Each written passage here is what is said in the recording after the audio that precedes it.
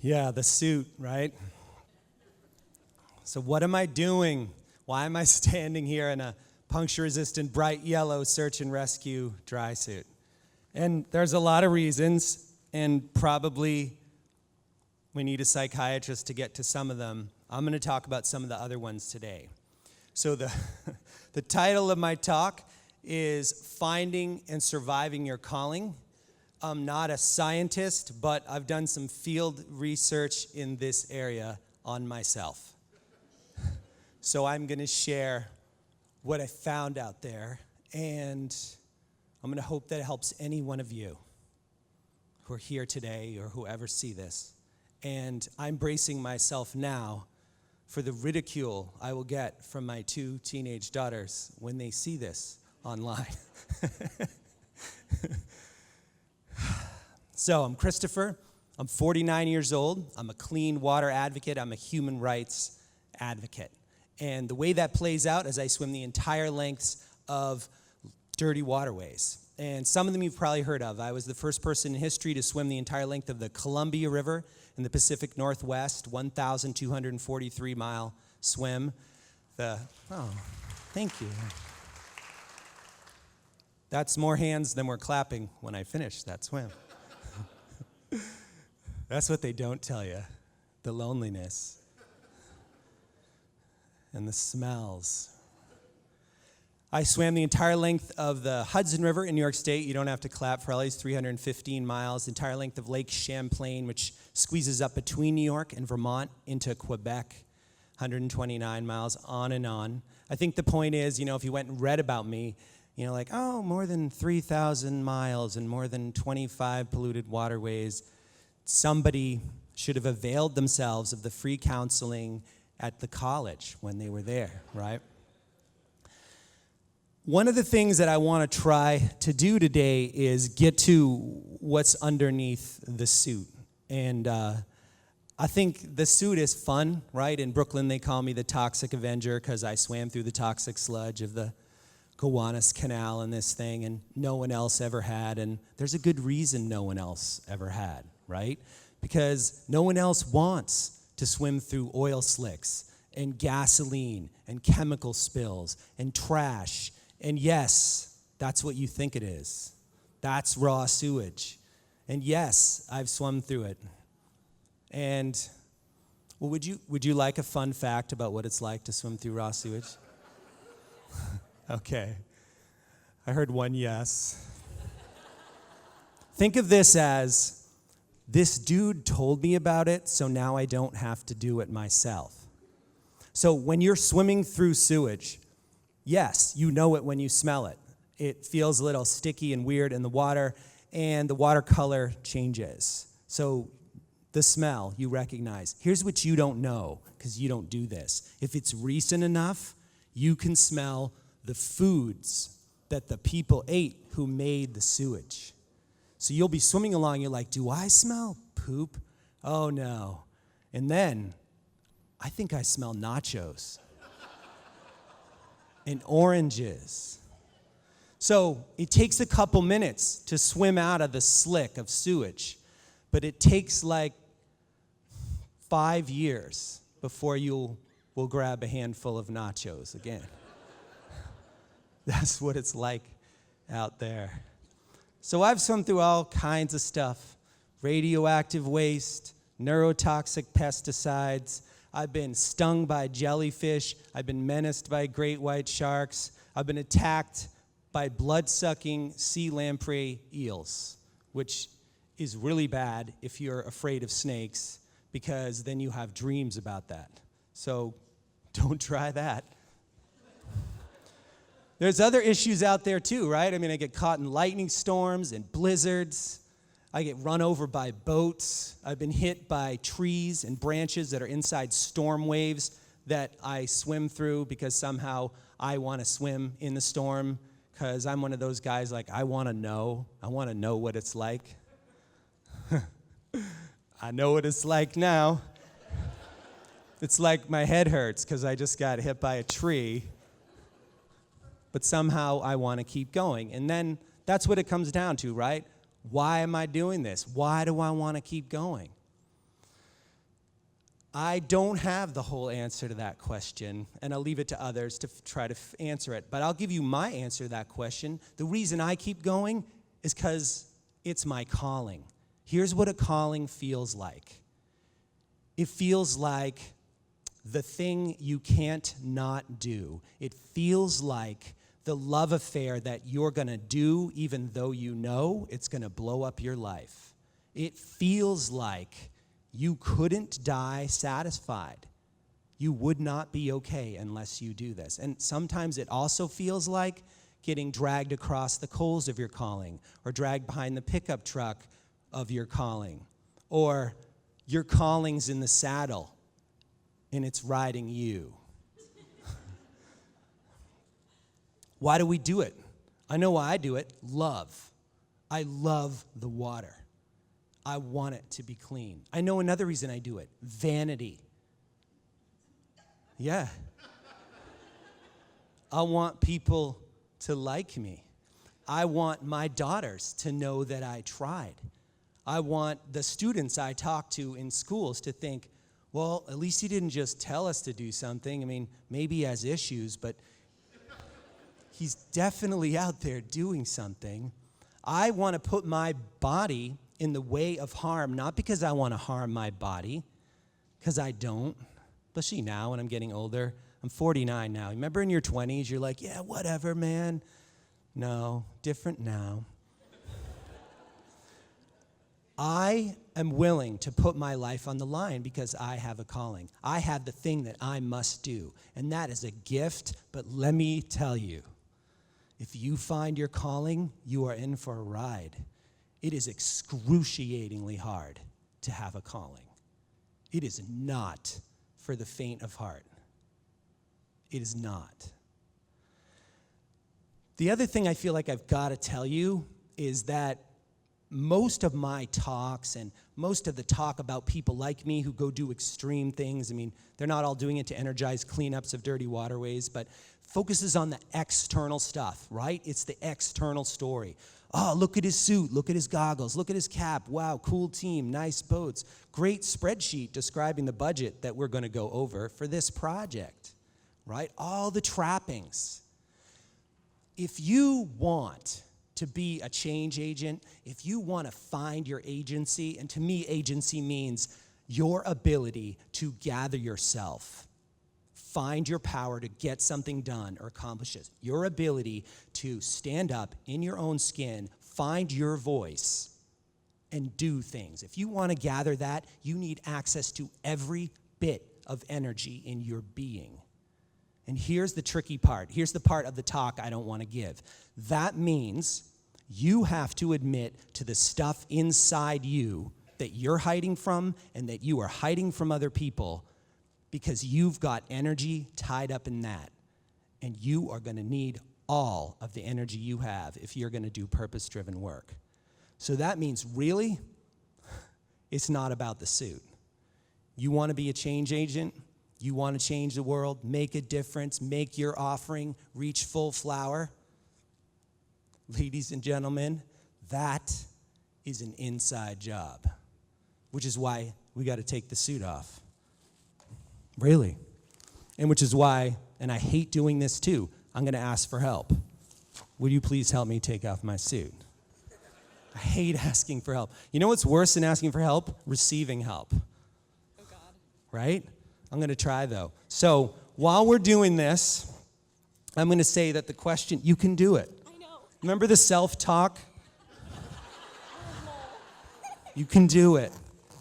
You got this. Okay. All right, now help me get this arm out.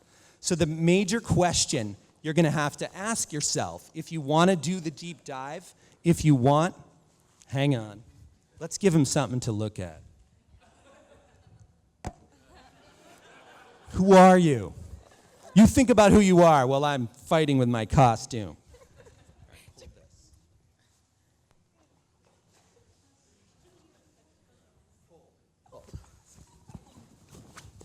Okay.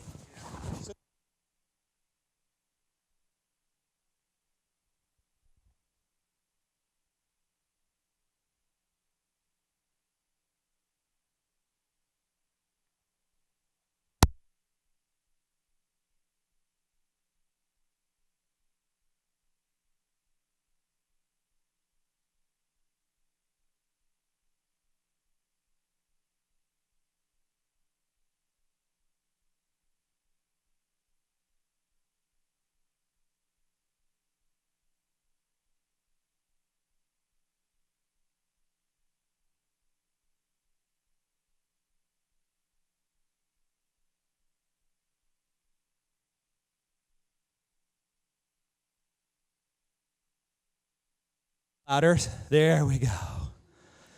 Okay. So maybe going inside isn't worth it.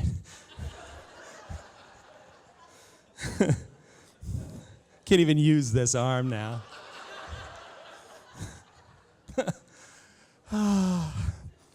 Just thinking of how many times I'm going to be teased about this makes me want to cry. Okay, let's get on with it. You want to know who you are? This is the least of your humiliations, what you're witnessing right here. But let's get down to it. What do you want? I don't mean what you're going to tell other people you want. I mean, what do you want that you don't tell other people? So go on a little journey with me for a second here. I'm going to tell you a little bit what I want. So when I was young and I was 20, you know what I wanted to do? Kick ass. I didn't really know what that meant. But that's what I wanted to do. That was my plan. Fully fledged plan. So that, work in progress.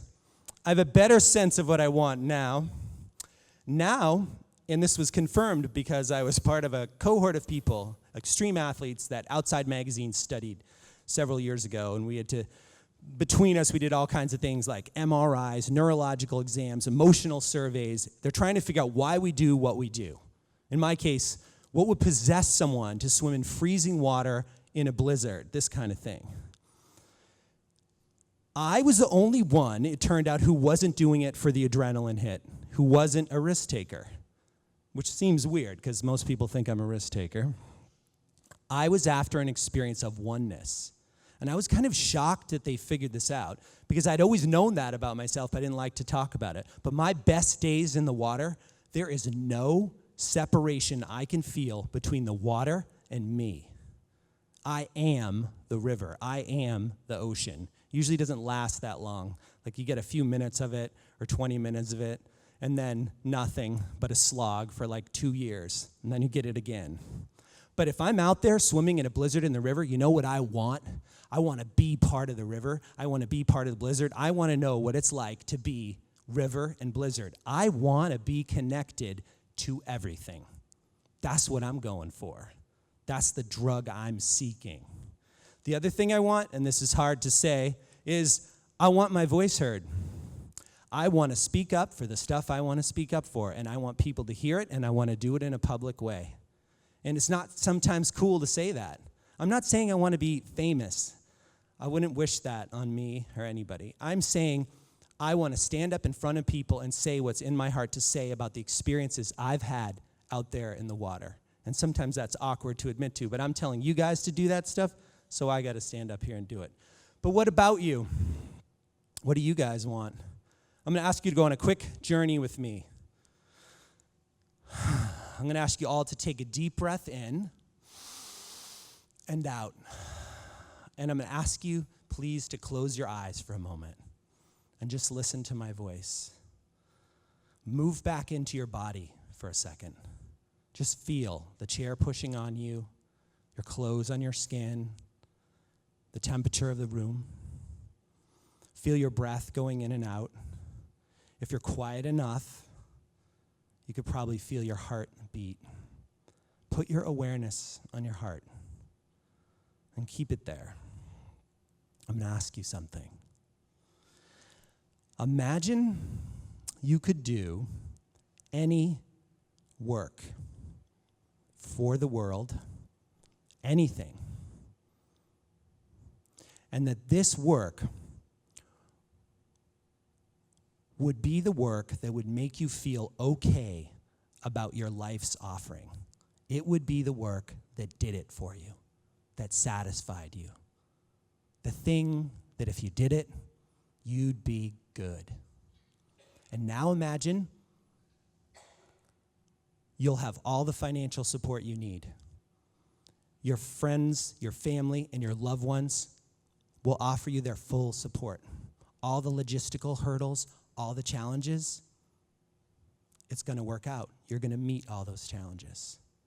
Just take a look at what that work looks like for you.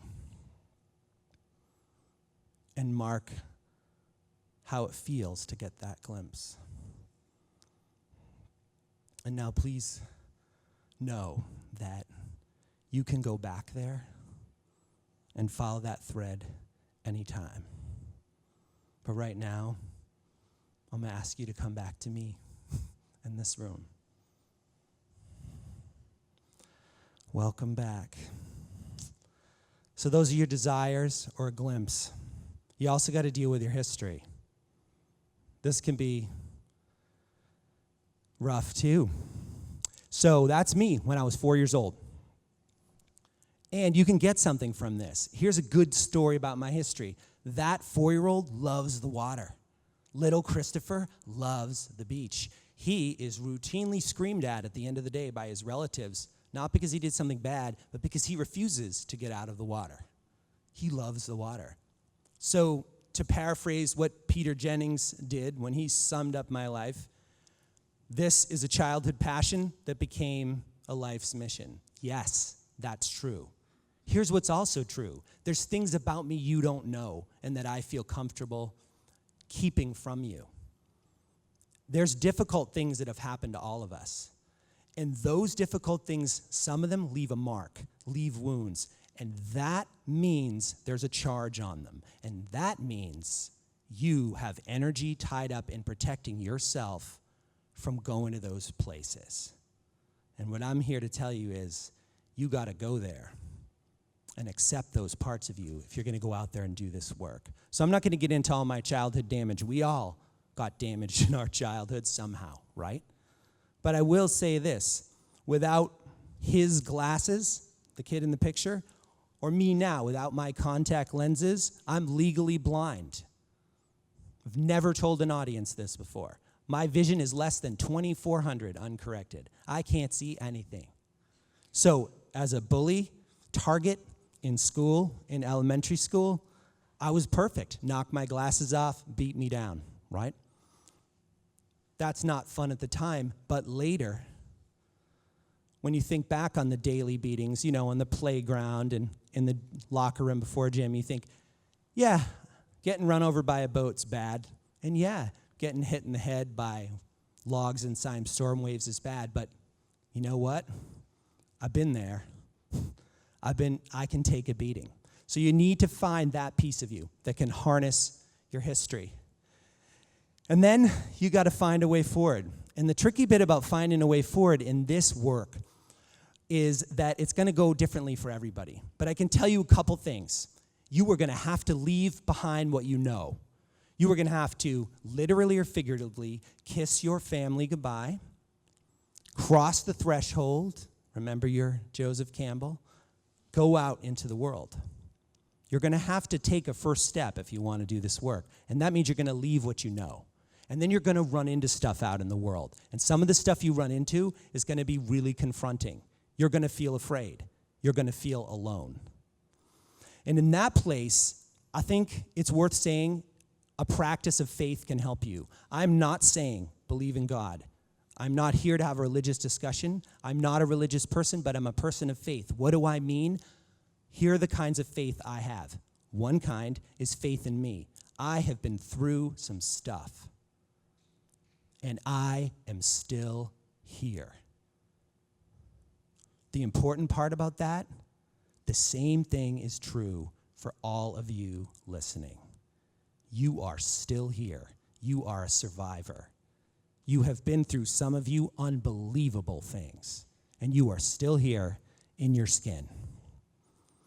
If there was one thing I could tell you, it would be this. The goal of following your road and doing the work you are meant to do is a pretty simple one, right? It's to succeed and get there and feel good.